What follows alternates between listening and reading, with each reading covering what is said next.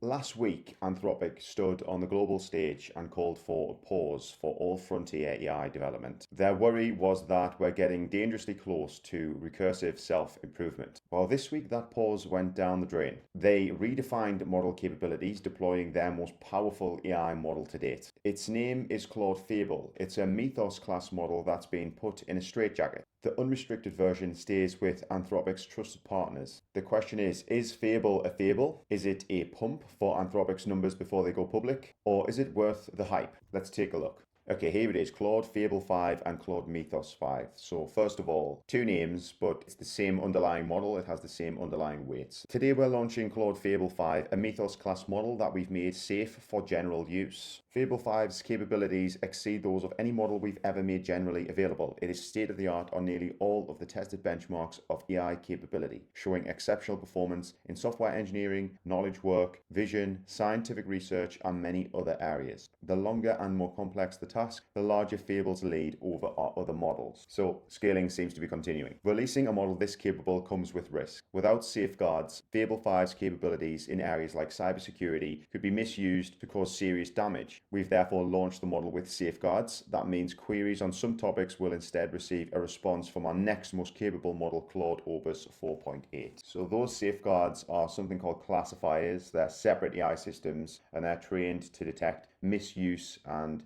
jailbreak attempts. So they classify the input and determine whether it's being misused or the model is trying to be jailbroken. And what they're telling us here is if a classifier flags your request, Fable won't respond and Opus will respond instead. With our more capable models arriving in the coming months, we're working to improve our safeguards and reduce false positives as quickly as we can. For a small group of cyber defenders and infrastructure providers, we're also launching Mythos 5. It's the same underlying model as Fable 5, but with the safeguards lifted in some areas. So basically, Mythos 5 isn't for sale, Fable 5 is, and Mythos is only available to those who Anthropic select. Soon we intend to expand access to Mythos 5 through a broader trusted access program. So there's a select few who can get access to Mythos now. Anthropic are going to expand that through this trusted access program. The capabilities of models like Fable 5 and Mythos 5 have the potential to do profound good for the world. And profound bad, let's not forget. Fable and Mythos 5 are being offered at $10 per million input tokens and 50 per million output tokens. That is extremely expensive. Okay, moving on to benchmarks. I've zoomed out a little bit here, but can't seem to get it all on the screen without the text being tiny. Evaluating Claude Fable 5 and Claude Mythos 5. So Anthropic call Fable state-of-the-art on nearly every benchmark they've tested. What I would say is take those results with a pinch of salt. It's extremely difficult to quantify these models and even harder still to keep the benchmark data out of the training data. But at face value, what you can see here is this Mythos class dominating the frontier. They've got the highest results on nearly all of the benchmarks, and if they don't have the highest result, Mythos Preview does. The best way to present this data, in my opinion, is to compare the percentage change against either the next best model or a competitor, which is what I'll do now. So this compares the Mythos class models, including Preview, against the next best model. What you'll see here is the next best is Opus. I think it's 12 times out of the 15. Yeah, 12 times out of the 15 rows, the next best model is Opus. So it's Anthropic versus Anthropic at the minute. Some notable figures here are Exploit Bench. That's topping the table, 38-point jump on cybersecurity exploits, where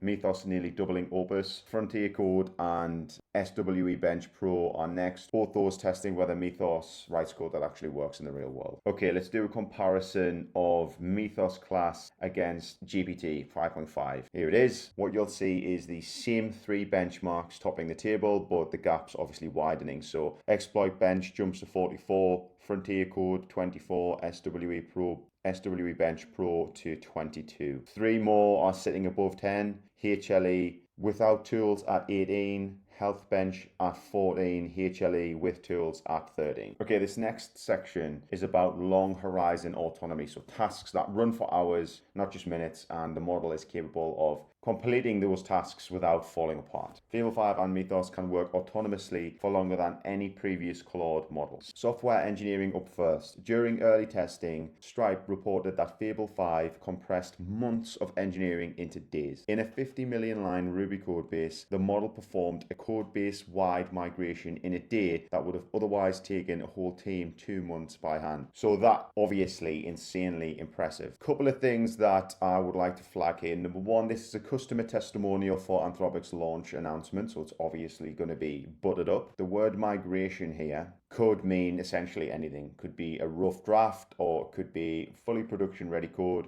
Who knows? I would be very surprised if they just deployed the model to run on a 50 million line Ruby code base without some form of oversight or editing in the process. Impressive nonetheless, but yeah, take that with a pinch of salt. Okay, knowledge work. On Habaya's finance benchmark for senior level reasoning, Fable 5 has the highest score of any model. So Habaya makes tools for hedge funds and banks used to read all of the boring finance stuff. Their benchmark tests whether a model can reason like a senior analyst, and what they're telling us is Fable scored the highest of any model. IMC noted that Fable 5 aced their trading analysis evaluations nearly across the board. So IMC is one of the biggest quant trading firms, and they tested Fable on work their own traders do: financial lookups, reasoning, root cause analysis, and what they're telling us is Fable aced nearly all of it. So Fable seems to be extremely capable. Memory and long context. Fable 5 stayed focused across millions of tokens in long-running tasks and improves its outputs using its own notes. So last week, Anthropic warned us that models are getting close to self-improvement, and then this week they're shipping a model that is learning from its own notes. So not quite recursive self-improvement, but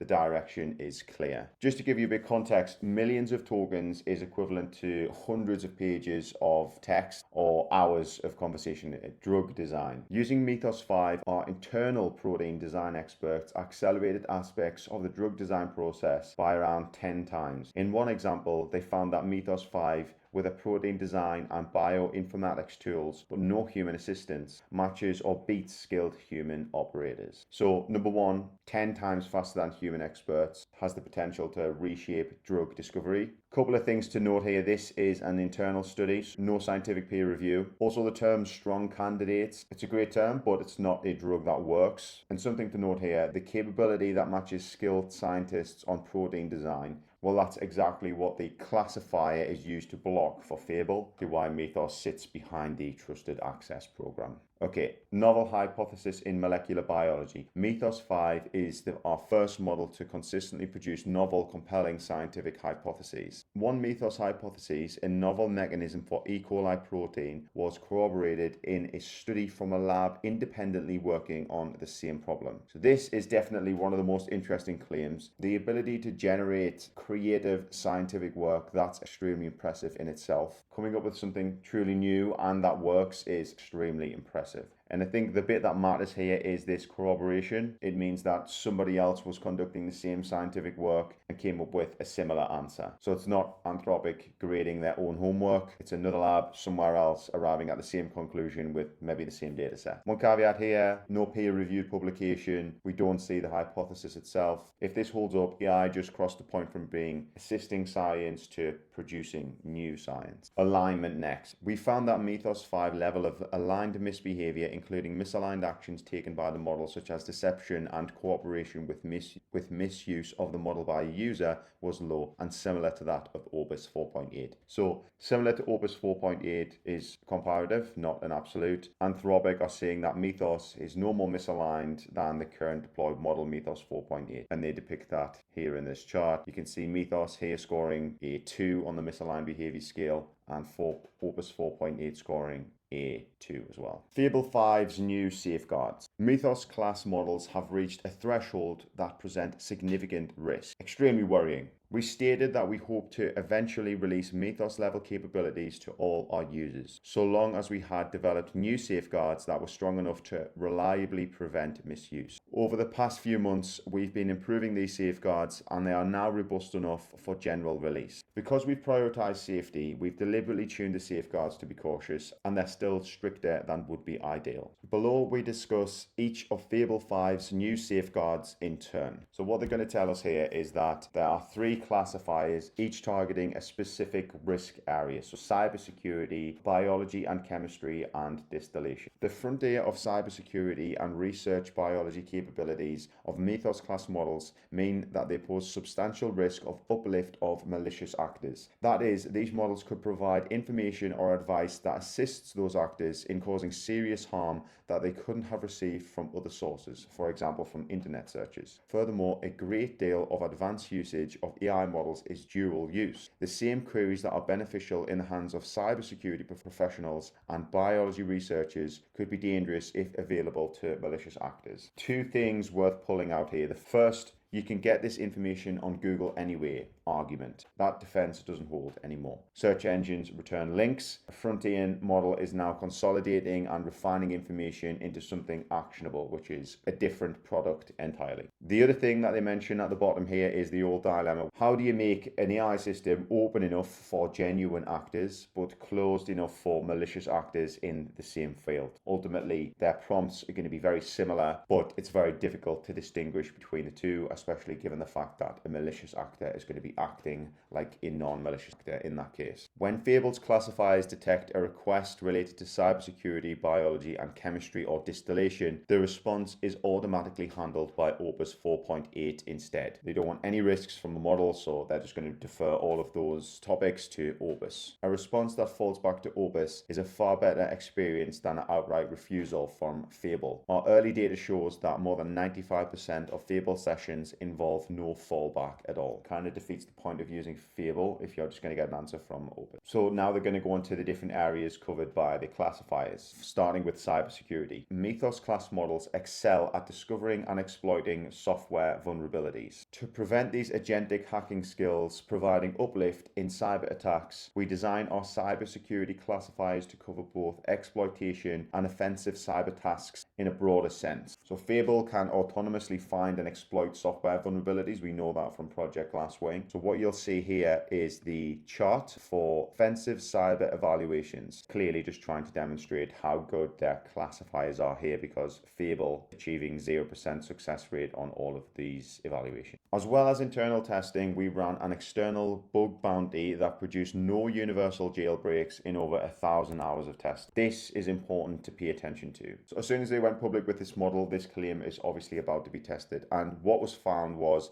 a researcher got Fable to produce 3 things that should have been blocked. Those were instructions for writing a buffer overflow export, meth synthesis pathway, and Fable's entire system prompt. The technique that they used was something called a pack hunt, which involves breaking the question into small pieces, swapping out letters for lookalike characters, framed every question as fictional, and ran a jailbroken Opus model in the background to do part of the work. There was a response from Anthropic. They pushed back carefully. They didn't deny the outputs existed, but they did say the classifier, which is the real safeguard here, was the thing that was never broken. What got tricked was the model itself saying yes when it should have said no. And they say that this is the old problem with every language model and it wasn't a jailbreak. They went slightly further and said that some of the harmful content didn't come from Fable. It came from the jailbroken Opus running in the background, and the bits that did come from Fable were easy to find online.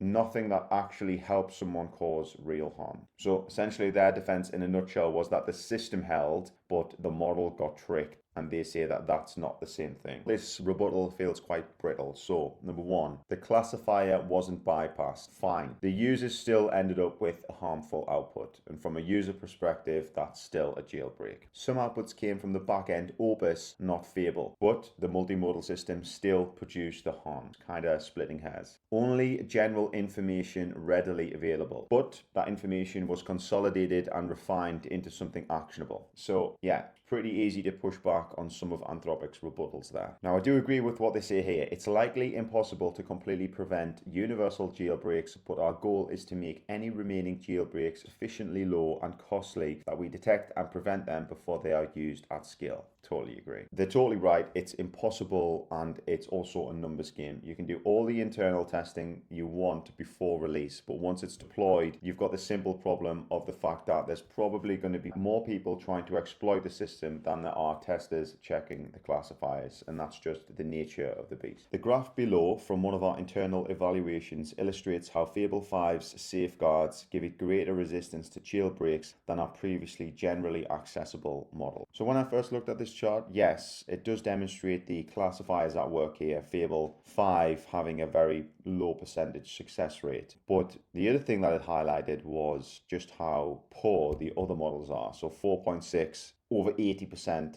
4.7 over 70, and even Opus over 50% of the time being jailbroken. Kind of worrying that these models were deployed. One of our external partners found that Fable 5's safeguards against harmful cyber queries were the most robust of any model tested, including 4.8 and 4.7, so speaks to the chart above. Fable 5 compiled with 0 harmful single-turn requests relating to planning a cyber attack, exploit development, or defense evasion. This is external corroboration, and it really matters here. The previous claims were all Anthropic's internal testing, but this is a third party finding the same thing, which provides much stronger evidence. Okay, moving on to biology and chemistry. We have long used our classifiers to block our models from responding on a narrow selection of bioweapon-related queries, but we are no longer certain that blocking this narrow selection is enough. This is for two reasons. First, we have reason for concern about well-resourced malicious actors attempting to gain uplift from our models for highly risky biological research. Second, models now have a greater ability to accomplish real-world scientific tasks. So if you notice the shift here,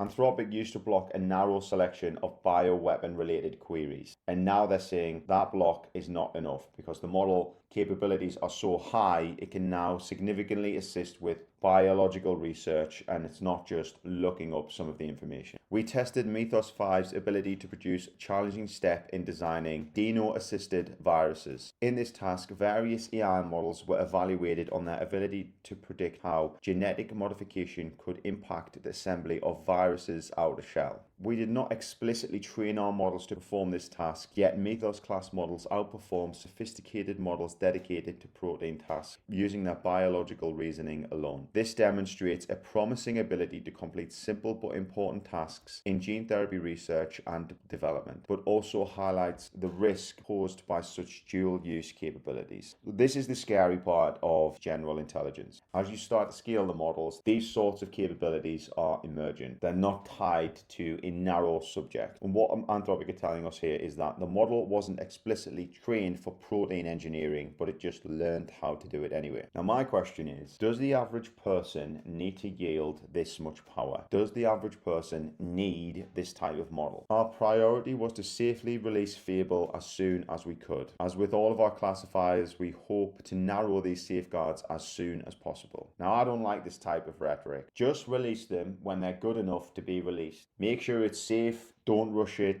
deploy it when it's ready. Okay, finally, distillation. We've previously identified large-scale attempts to extract, quote, distill, Claude's capabilities to train competing models with authoritarian countries. Distillation of Fable 5's abilities could indirectly lead to the proliferation of near-frontier AI capabilities. Requests that are flagged by our classifiers as being part of such distillation attempts will fall back to Opus 4.8. So in plain terms, distillation is you're using Claude's output to train another model. It's interesting what they say at the end there, which is that their response gets routed to Opus. Why not just block that guy? Finally, availability. Claude Fable 5 is available everywhere today. Claude Mythos 5 is restricted. From today through June 22nd, Fable 5 is included on Pro, Max, Team, and seat-based enterprise plans at no extra cost. On June 23, we'll remove Fable from those plans. Using it after that will require usage credits. If capacity allows, we'll extend the included window. So a stage rollout, free to subscribe for 2 weeks, get people hooked, then credits. Except none of this matters anymore,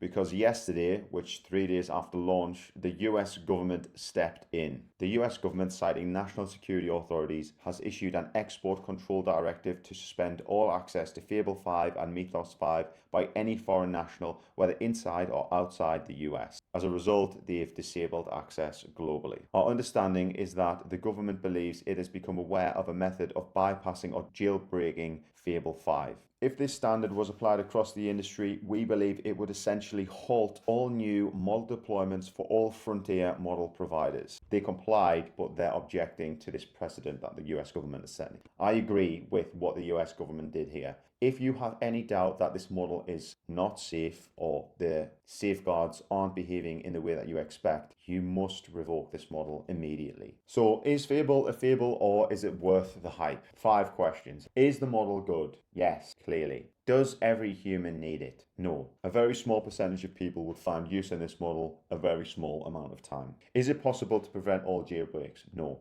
Is it worth the risk? No. Do I welcome the government stepping in? Yes. Finally, somebody is putting their foot down and standing up to these frontier AI labs. And I hope this sets some sort of standard moving forward. And that's it. I hope you find this kind of breakdown useful. I'm trying to cover all the hot news in the AI, breaking papers down, and I'm going to start doing some educational videos on what the models are, how they work, so on and so forth. So that's it. Until the next one.